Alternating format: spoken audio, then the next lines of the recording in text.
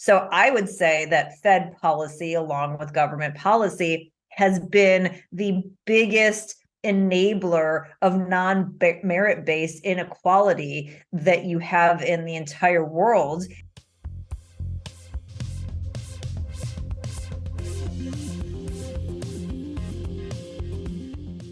Very excited to welcome Carol Roth to the podcast. Carol is a fierce advocate for entrepreneurship, small business, and the American dream. She wrote the book, The War on Small Business, and her new book, You Will Own Nothing, is available for pre-order now. It's going to be released soon. I cannot wait. Personally, I can't wait to get it. So thanks for joining the podcast.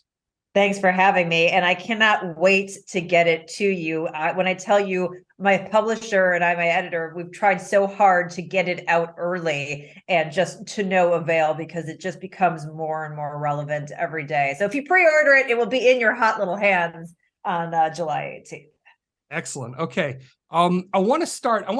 We want to talk primarily about what you've written about most recently, about You Will Own Nothing. And I want to, if you'll bear with me, I want to start here. I want to start with what is the American dream and kind of define that so we know what's being threatened and what we're fighting for. So, you know, in your view, what is the American dream? What does the American dream mean to you?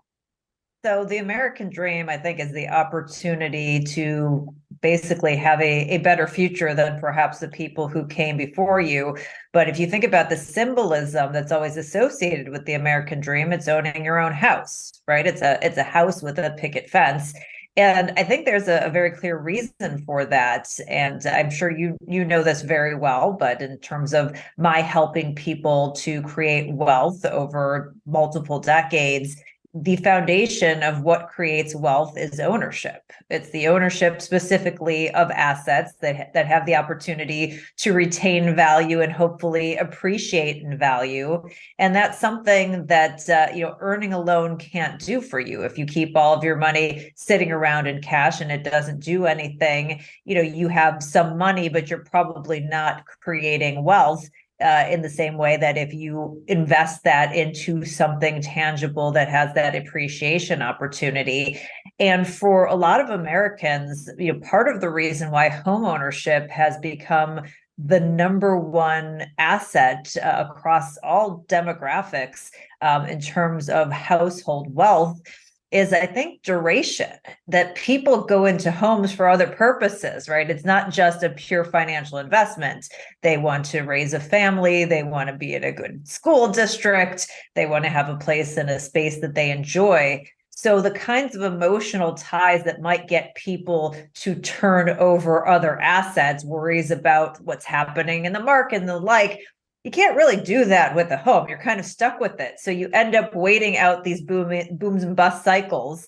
And we all know that duration is part of the equation in wealth creation. So, that to me has been sort of the core of the American dream.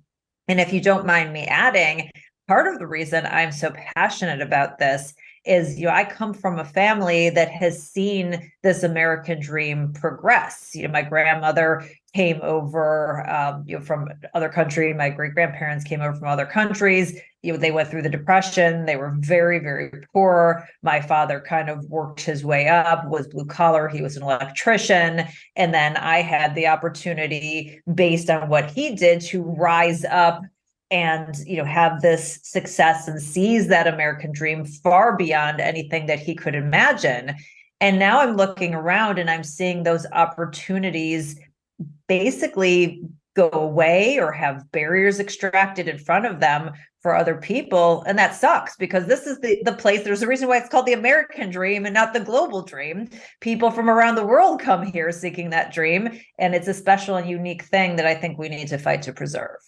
I couldn't agree more. And, you talk about the promise of entrepreneurship, and especially nowadays, post-internet, the idea is anybody with an internet connection can start a business pretty easily. And, a lot of the barriers have been knocked down. And you would think that that would translate at the end of the day into, when you look at wealth mobility, for example, the numbers have been steadily declining. Wealth mobility, that to me is, not just home ownership, but that is also a big part of how you define the American dream, that anybody with a dream and a vision can build themselves up and build something. And it very clearly does seem to be being threatened, just, looking at it empirically by the numbers. But I think what you've written about is not just, the decline of wealth mobility and some of the, some of the obstacles to entrepreneurship and the red tape and all that. What you've outlined is a little scarier, really. I mean, what, from a high level, what is it that we're talking about? So, the title comes from the World Economic Forum and their 8 predictions for 2030. And you hear this going around the internet. Oh, the World Economic Forum is predicting you will own nothing. And the first thought as a very rational person is, okay, this is an entity that's littered with the global elite, the business leaders, the political leaders. Like, there's no way this group is coming out and saying, like, within the next 7+ years that we're going to have private property go away. Like, that's got to be wrong. Like, somebody misinterpreted that along the way. But then you go and you do the research and you go, oh my God, they actually did say this, and they didn't just say it once. They've been doubling down on this. And this is one of the things that I've learned about the World Economic Forum in my journey from useful idiot to generally informed person that's now informing others, is that they like to take ideas and just keep repackaging them until they kind of take off. And you've seen that with everything from ESG to this idea of you will own nothing. Back in 2016, they had a video that was like, can you rent everything in your life? And basically kind of took everything you had and put a library model around it. Hey, you'll check out your tools and things. And then it came into this article that the now famous video was based off of in 2018 that circulated the internet that said, you will own nothing. And the implications there, you may want to laugh it off, but the implications of not having access to property means that you don't have the wealth creation opportunities. And if you look at that sort of foundational thinking, that's, Marxist communist type of thinking. And throughout history, people who owned nothing were not real happy. They were very unfree and very unhappy, if they lived to even be unhappy. So it is kind of this scary backdrop situation. And so from there, I kind of went back and looked where we stood, in terms of our global financial empire, and kind of ran into another conspiracy theory, so to speak. And that's this new world order, new financial world order. And that also is very much not a conspiracy theory. If you look at financial cycles, we in the US have been at the center of the global financial universe for about 80 years. And we're getting a little long in the tooth in terms of our run. Before us, it was the British Empire that was the center of the financial world. Before them, it was the Dutch. And if you put yourself in the position of, somebody who was in, those places at those points in times, you would probably have felt invincible like we do today. We've never known any different. We've lived through tremendous prosperity. There's no way that we couldn't be the center of the financial universe, but this is something that happens to go in very predictable cycles, and very intelligent people without agendas have talked about it. And, my best data is the current president of the United States, Joe Biden. Now, you may not think Joe Biden's the smartest cookie, in the cookie box, but I don't think he's a conspiracy theorist. And I don't think anybody else would say that he's, on the right wearing a tinfoil hat. He went in front of the Business Roundtable, which is a group that is, the leading CEOs of US companies, a really powerful group, in March of 2022. And he talked about this. You can find this on the White House website right now. He talks about the changing global financial order, that it changes every 3 or 4 generations. And then, of course, he leads with, at the end, I think that we need to be the ones to lead it. And then that becomes the question is, who is we? Is that Biden and his friends, or does that include all of us? And, whether he thinks that the US is really, going to be the one to lead it. So all these kind of things that seem conspiratorial really aren't. And with that knowledge, the people who are the elite and well-connected see this happening, know that's going to happen. And so all of the weird moves that you're seeing that maybe you're going like, why is this happening? This doesn't make any sense. Like predicting the end of private property is really the elite jockeying so that they can come out on top and control as many resources as they can as the global financial order shifts.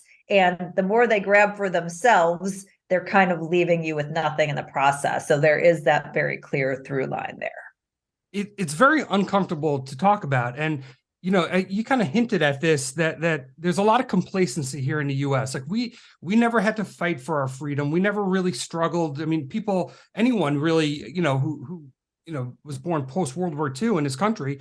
And there's a lot of complacency. And I think a lot of people don't take these risks seriously. And I don't think a lot of people are very prepared to fight. I think people just assume that, oh, we're always going to be a wealthy country. We're always going to have certain freedoms.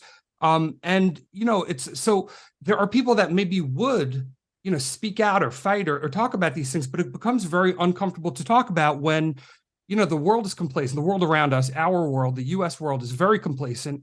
And it's very easy to get kind of lumped in when you start talking about these and say, hey, this is worth standing up for. This is worth defending. This is worth exposing and bringing it out in the open. There are all sorts of conspiracy theories and, unsavory characters that you get kind of lumped in with. And that makes it even harder yet to talk about. How do you find, I guess, the courage and the conviction to be able to talk about it? And are you worried about being kind of thrown into the loony bin bucket or the, anti-Semitic conspiracy theory bucket? Like, how do you find to expose and talk about these things? Because they are so important to talk about. And like people just don't, it's not real to them. The risks aren't real to them in this day and age.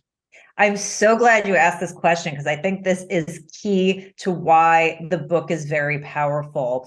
Having a nice Jewish girl who is a recovering investment banker who spent time on Wall Street and advocating for Main Street and is known as someone with general common sense, it's real hard to get lumped in with at least the anti-Semitic conspiracy theories. I feel like I have. Though. I'm sure someone tried. Yeah, right. I feel like I have at least that one covered.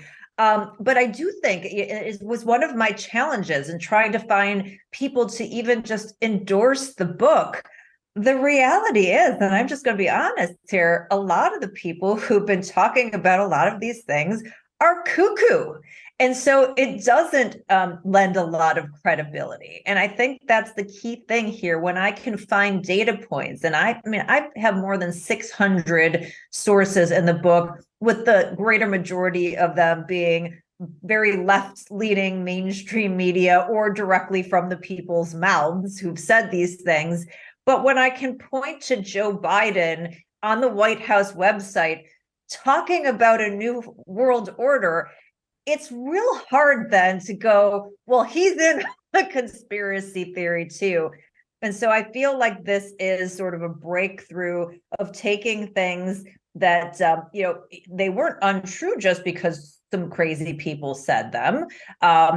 Crazy people can be right some of the time and then very wrong some of the time, just like the non-crazy people. And while I am a little bit crazy, it's a different kind of crazy. And I think that people understand that. And when they see the information presented, can kind of look at it through a different lens. So I think it's an important resource for people to share and to be able to go, listen, I know you think that CBDCs, central bank digital currencies, sound insane, and that the Fed has, Powell's promised us we're not going to get retail CBDCs. And then you can go, well, here's an article from Reuters showing that the New York Fed and 12 major financial companies ran a pilot last year. Here's the G7 who came out with their principles for retail-facing CBDCs. So taking the weird, like, woo-woo out of it and just presenting the facts and letting the people's words speak from themselves, and then connecting the dots. And I think that's one thing I was very fortunate to be gifted with. I'm able to take complex topics and not only break them down in a way that are, very easy to digest, but to really kind of connect those dots, whether you're a novice or a pro.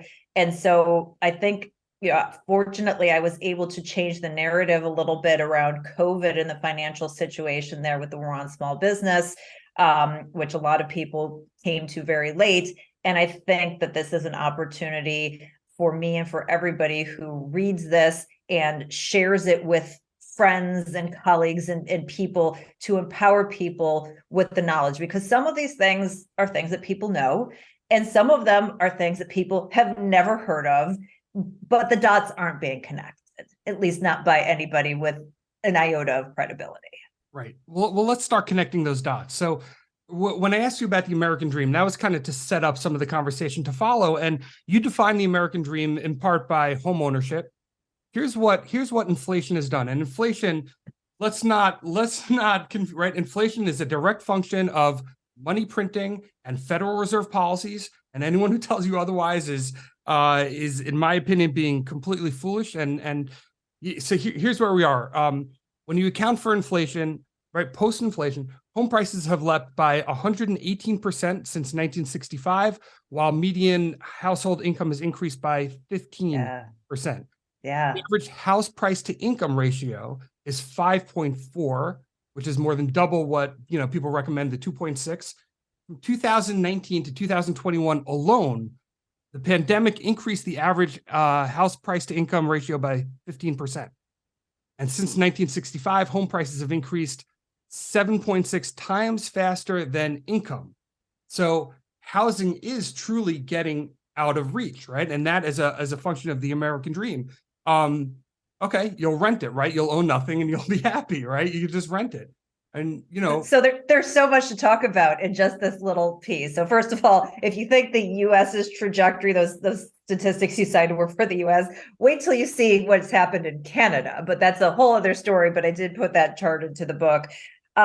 When we talk about inflation, and we talk about primarily Fed policy, but I will also throw in government, fiscal, and other policy that has been a force here. When we talk about inflation, they only talk about the spending inflation, right? That's how we calculate it. They don't talk about asset inflation. And this idea that we didn't have inflation while the Fed interfered with policy for the, first, call it 12 to 13 years of their 15 years of interfering that we've been through, is insane. There was insane inflation, but the inflation was in the stock market. It was in housing. It was in these tangible assets that the wealthy and well-connected owned. So you have these savers and retirees who, are earning nothing on their savings. Like you said, their wages aren't keeping pace because there's nothing to keep pace with because it's on the asset side and it's not calculated from an inflation standpoint. So that's the first part of this 1-2 punch that nobody talks about. When they say, oh, there was no inflation, I just laugh. It's like, yeah, there was tremendous inflation. It was just a giant wealth transfer from the average American to the wealthy and well-connected, which is why they loved it. So you had that piece happen first. And then when you got it down to the direct stimulus that was going to individuals and some of the supply constraints that on top of the Fed policy, the government created, you had this huge supply demand imbalance. Then you started seeing what they typically, the spending side of inflation. And that's what, obviously we've been living through for the past, 3 years, call it.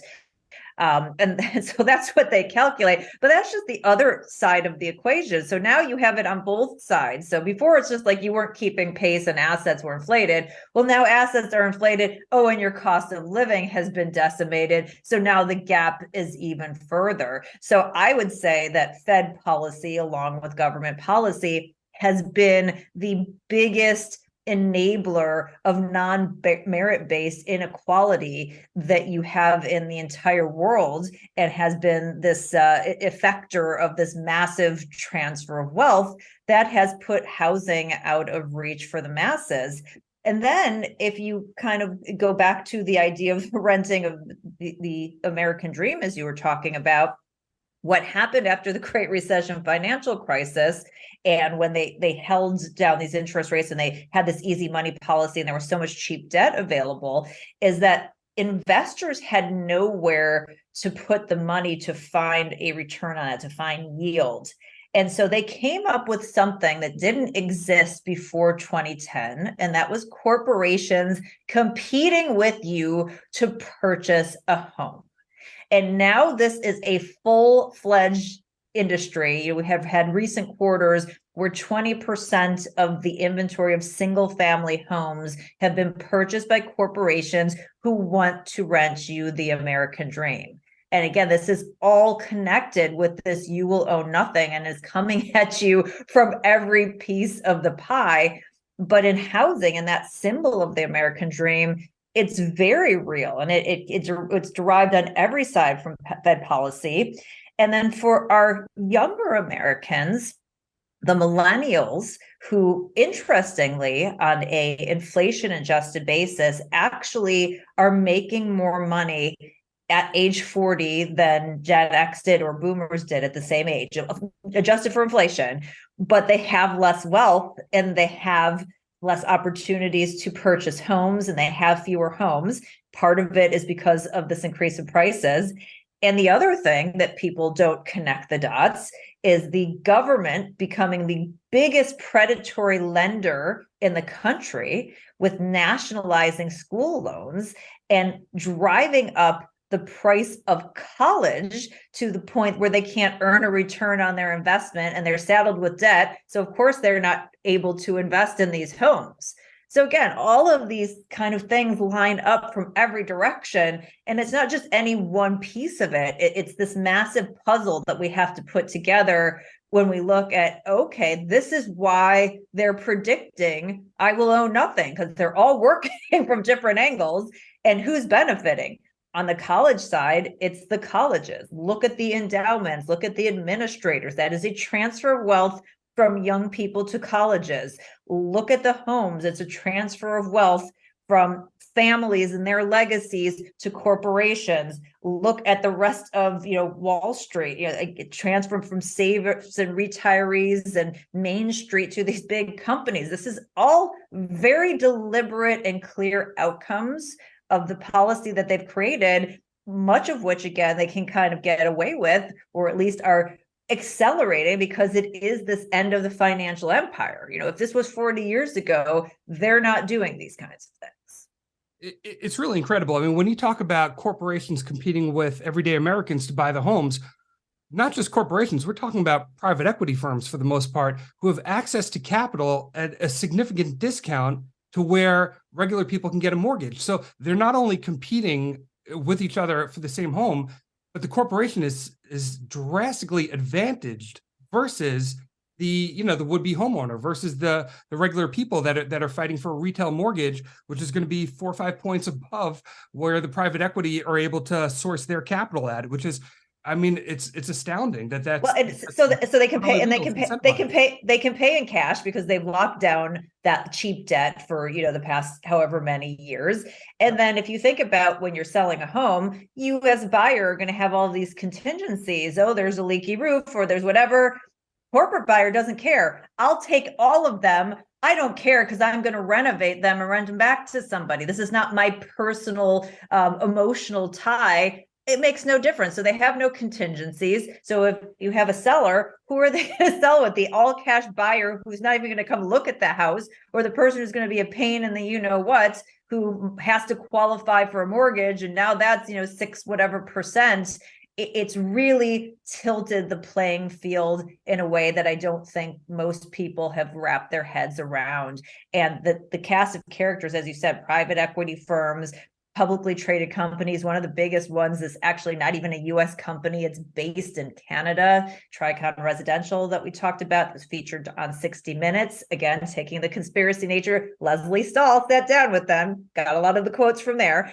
And a lot of these, big banks and private equity firms that are touting ESG, that we're going to be good environmental and social stewards.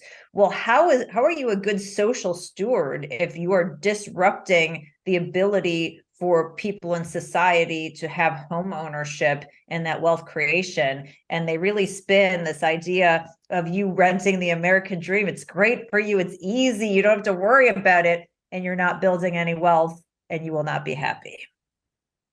You talked about the universities. I mean, these institutions have shown zero discipline on spending whatsoever. I mean, costs have completely spiked. Every college campus now, they have beautiful buildings and facilities. The amount of administrators, I don't have the statistic on hand, the amount of administrators has spiked, right? Yes. And at the same time, right, you have everyone, is complaining and legitimately so that they can't afford to pay their student debt, right? So now you have these organizations, they've got these endowments that are basically tax-free hedge funds. They've got these sports franchises where they don't have to pay the athletes. They've got all these like little tricks and everything tilted in their favor. And then when someone says, hey, your product is faulty, right? I paid you 200 grand to get a job and I'm not getting that job. I can't pay this back. They bear no responsibility. It goes back to the taxpayer where the politicians are saying now, no, let's all forgive the student debt as part. The university. What a great racket, right? What a great business to be in. I mean, it's unbelievable. It's insane. And I spent a lot of time talking about it. It's funny that you say the hedge fund, because that's one of my longtime phrases. I call Harvard a hedge fund masquerading as a university, because that's basically what these endowments are. With tax advantages, without paying taxes. And one of the stories that I share in the book is out in California, there was this entity that was buying up a bunch of vineyards for the water rights, and they just kept buying them at above market prices. And people were trying to figure out what was going on and who was behind this, because really financially, they couldn't figure out, like, if you were going to grow grapes, they were paying above market prices. And they looked at this entity, and it was called Brodia, after the flower, and they're going, what, who is this? And then it came out eventually that it was Harvard. And at some point in time, several years ago, this investment ended up being $300 million in terms of water rights that they were trying to aggregate. And there's some uncertainty. They did a sale, but because of the opaqueness, it's not sure if they were just pulling cash out or if they still have the holding. The company still exists and still does filings, so I think that may give us some hints. But you have to start asking yourself, okay, so now you've stolen my wealth, and now you're going out and you're buying up land and water rights. Like, what's happening there? And it really is all tied together. And the fact of the matter is, as you said, it really is stealing wealth from these young people and putting it in the hands of administrators. Administration has grown exponentially ahead of people who are actually providing instruction to the students. All of these ancillary things, whether they be sports or diversity and inclusion or whatnot, have kind of taken over, and they bear absolutely no responsibility. They have no skin in the game. And when you see the charts and you see the costs that have exponentially outpaced both the GDP and inflation 5 and 8 times respectively, I forget which one's which, it's really staggering. And then you have poor financial literacy from these young people who don't understand, I paid, a couple $100,000. Why can't I pay this back? Because you can't get a couple $100,000 getting an underwater basket weaving degree and a C average from like mediocre university. Like it's just not going to happen. And it really has created this horrible, horrible situation on the back of the youth, who then, of course, they want to have put up more barriers so that, they end up paying more and supporting social securities for all of the older generations who have all the wealth. So it's a no-win situation when these central planners are involved. Somebody has to pay that social security. Right now, the U.S. debt is $247,000 per taxpayer, just federal debt, forget personal debt, state debt, local debt. $247,000 per taxpayer on federal debt, and unfunded liabilities are $560,000 per taxpayer. To me, there's two ways out of it, right? There's hyperinflation, which obviously has its problems, or potentially a debt jubilee. What do you think? Where does this go? What can we do? I mean, the reality is it's just not sustainable. Like there's no way to pay for this. And unfortunately, because of financial illiteracy and these politicians having no backbones. I mean, you've seen what's happened in France when they said, oh, you can't retire at 60, it's going to have to be 62 or, whatever it is. And everyone's burning the city down. For these politicians to come out and say, we just lied to you, basically, there's not enough money in Social Security. There's not enough money in any of these programs. We could confiscate basically all wealth that's out there. We're still going to run out of money. This just isn't going to work. So we can't basically fund the promises that we've made. We're going to have to revise those. I just don't know that happens. So I do think that the concern is, do they end up printing their way out of it to basically have that headline? And the best way for people who might not understand this to think about it is kind of like with the stimulus checks, right? Everybody wanted their $1,000 because they didn't know that was going to cause multiple $1,000s every year for the rest of their life and increase cost of living. The same thing here. You'll be that Saturday Night Live skit, you'll be a millionaire and you'll be wearing a $250,000 suit. But basically the purchasing power completely goes away. So I do think that's a concern. I think central bank digital currencies are a possible conduit to making that happen. Or there is, I think, a potential outcome where there's a war and a financial reset. If you go back to previous scenarios, not every war brings about a new financial world order, but every new financial world order has been preceded by war. It gives the countries sort of a cover to come to the table to reallocate who's going to be in charge and how debts are settled and whatnot on a global scale. And I think that, and obviously then with destruction, there's the rebuilding aspect of it as well. So, not to be a doomsday person, but just in terms of the range of realistic outcomes, I think that's a potential scenario as well, where you see some sort of a reset.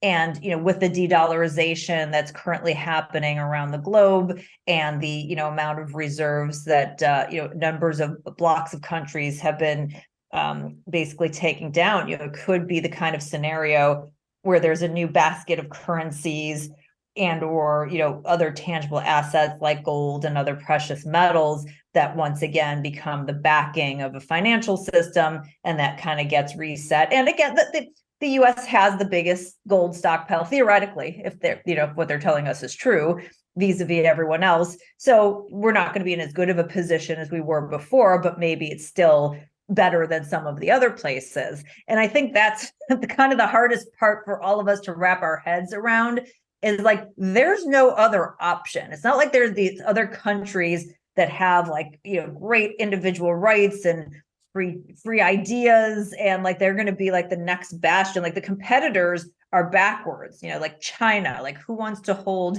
the money of a communist party? So that really becomes the issue, is that do we just enter this period of chaos and more darkness and slipping backwards on a global scale, because it's not like we're going to be taken over by the next upcoming beacon of light. And I think that's a reality that people need to face as well.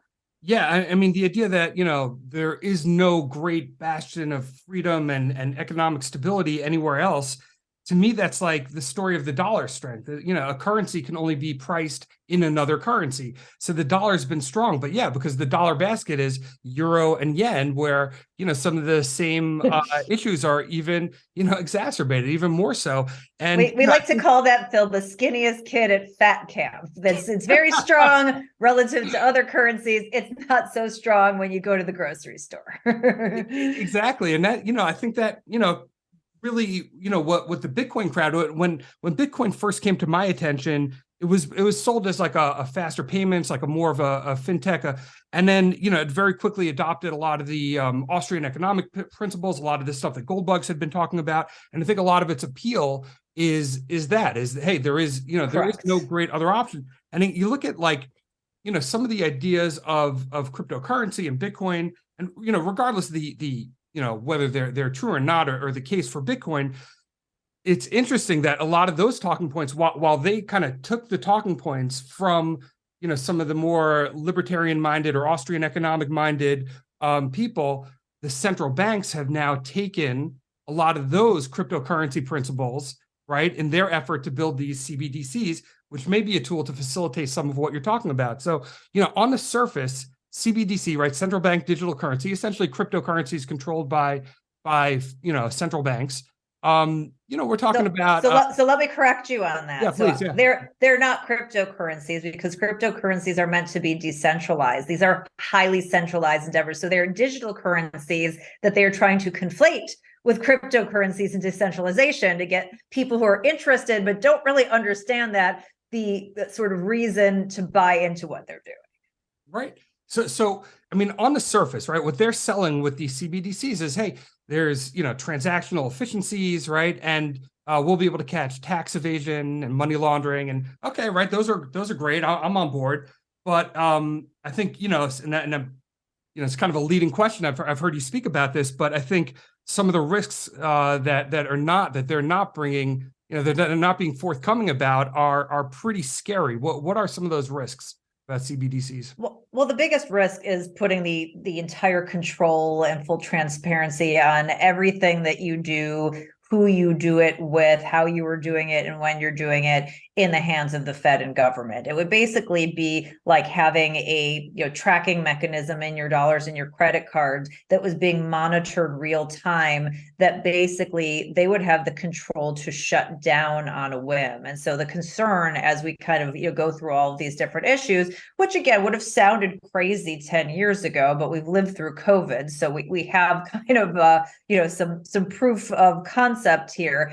Is Carol, you've eaten too many burgers this month. I know you really like burgers, but they're bad for the environment, so we're going to shut this down. Or if you think about the situation that we're in today, wow, there's rampant inflation. The way that we control inflation is we control demand. So we're just not going to let you spend your money for the next couple of months until inflation goes down. And I know that, again, sounds somewhat insane, but this is the trajectory we're on.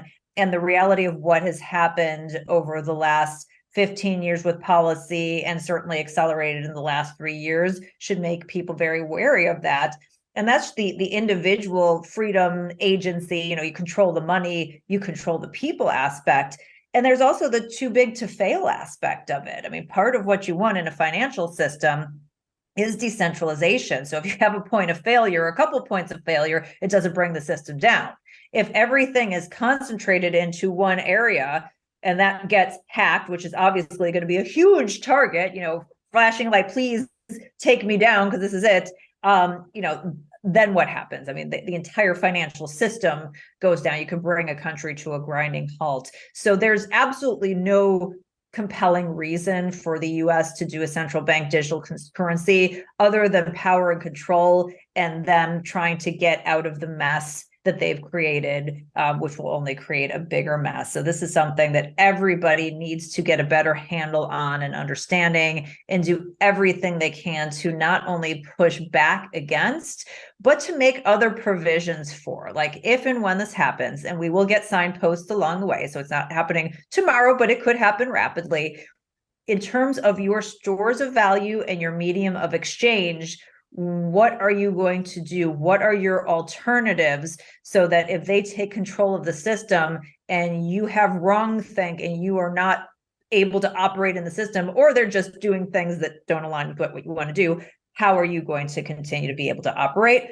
And certainly, I think that's what some of the Bitcoin people are thinking about. It's what some of the gold and silver people are thinking about, and we need more people thinking about this. Yeah. I would have thought, even just a couple of years ago, I would have thought that these risks are ridiculous. No one's going to, shut off my ability to bank because I said something untoward on social media. I want to read a couple things. I keep going back to this one, out of all the things that happened in COVID, this one thing just sticks with me. It's a Rasmussen poll from January of 2022, just over a year ago, year and 4 months ago.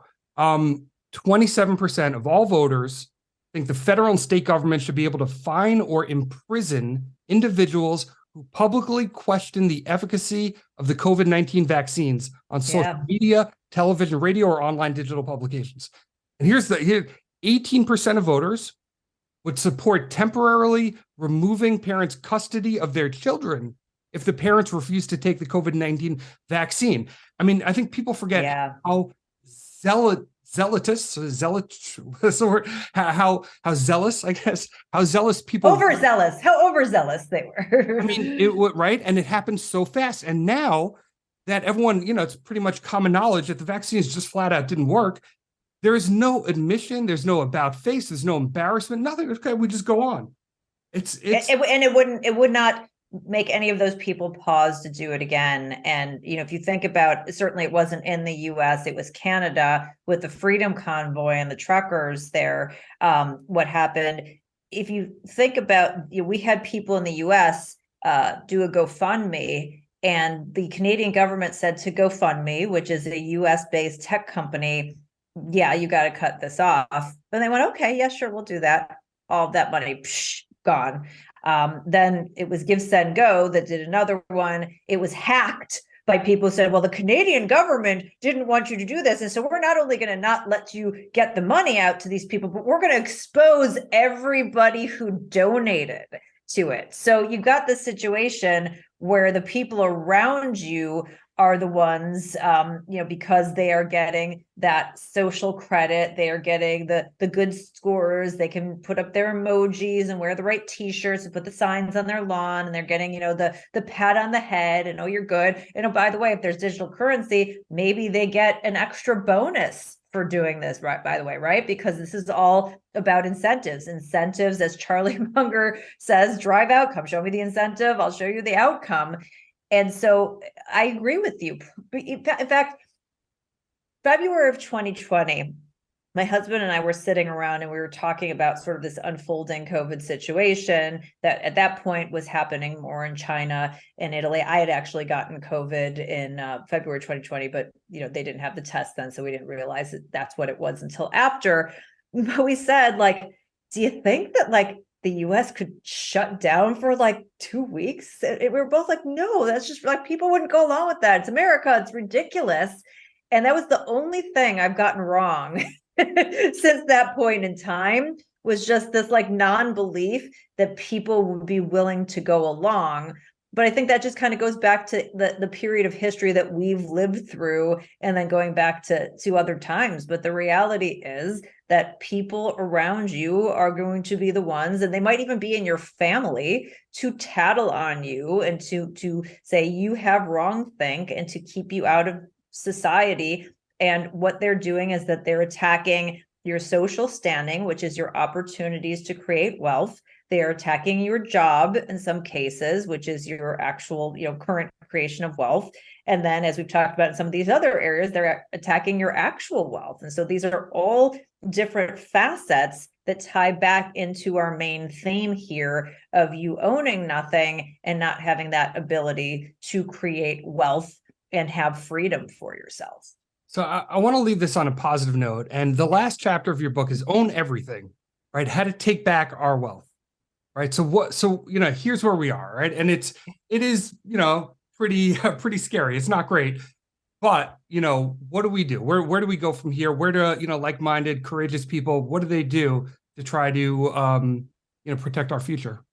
Yeah, well, first of all, I'll give you guys a little Easter egg here, is that this is chapter 11, and that's a little thing that makes me laugh, because obviously chapter 11 is usually bankruptcy, when you lose your assets, and I've now flipped it on its head and made it the own everything. The reality is this can be very overwhelming, right? And us individually, and even a bunch of us get together, we're not going to stop a new financial world order from happening. We may be able to delay it, but this is just part of history, and it's happened many times before. It's going to happen many times again. So part of it is just, bad timing.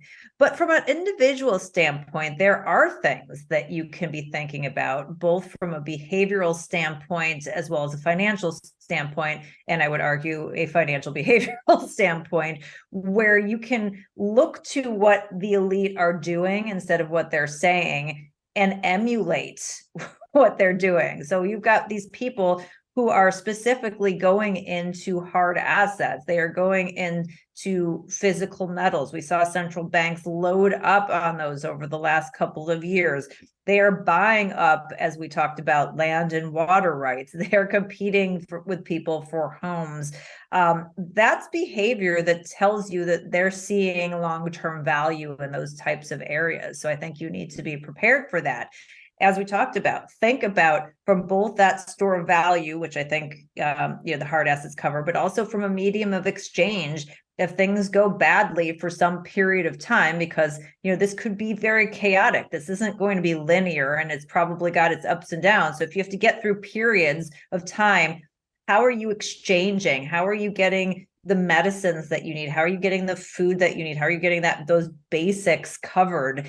And so that goes to some of the behavioral issues in terms of really surrounding yourself and creating communities of individuals that have different strengths and that are willing to support each other, and not be the ones that, if they're coming for your social standing and they're trying to cancel you, but these are the people who are going to have your back and who are going to be able to do trade and exchange with you on a localized basis, because I think that's a very realistic outcome. And obviously don't support these kinds of things. You have to be aware of what they are and know not to support them. Things like ESG, business social credit, every CEO on the planet is supporting those.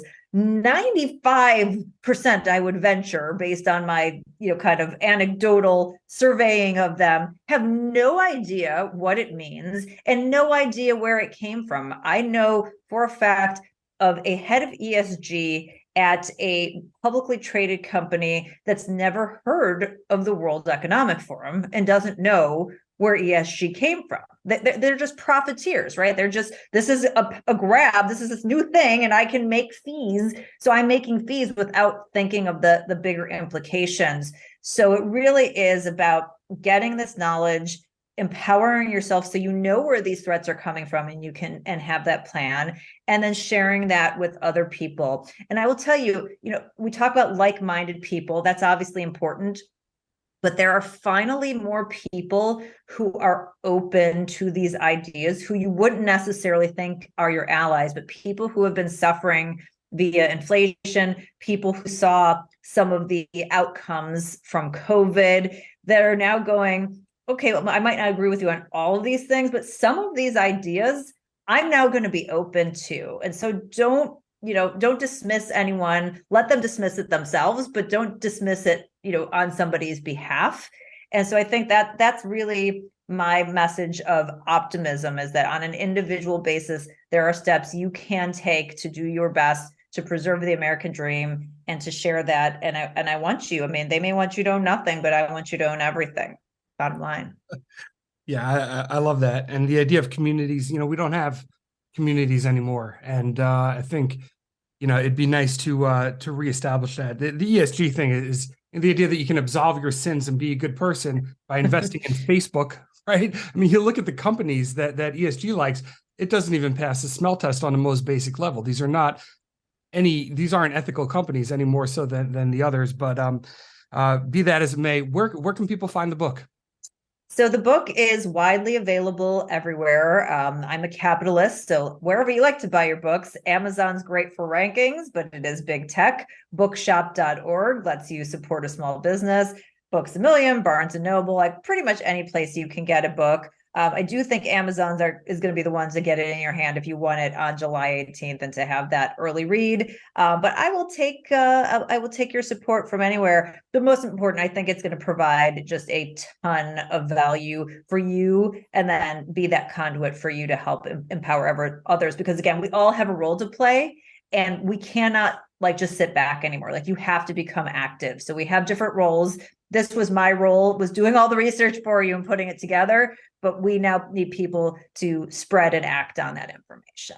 Well, thank you for, being willing to talk about these things, especially the uncomfortable parts of it. I think it's sad that, this day and age, it requires courage, but it does. It requires courage, and you have lots of that. So, thank you for that. Thank you for coming on the podcast. Thank you to the audience for your time and attention, and we'll be back soon. Thanks. Thank you for listening to the Phil Bach Podcast. If you enjoyed the show, please take a moment to drop a review. This show was published for entertainment purposes only and is not investment advice. Please contact a licensed professional before making any investments. Some of the securities discussed on the show may be owned by its participants. Opinions expressed on the show may not reflect those of their employers. Stay hungry and stay foolish.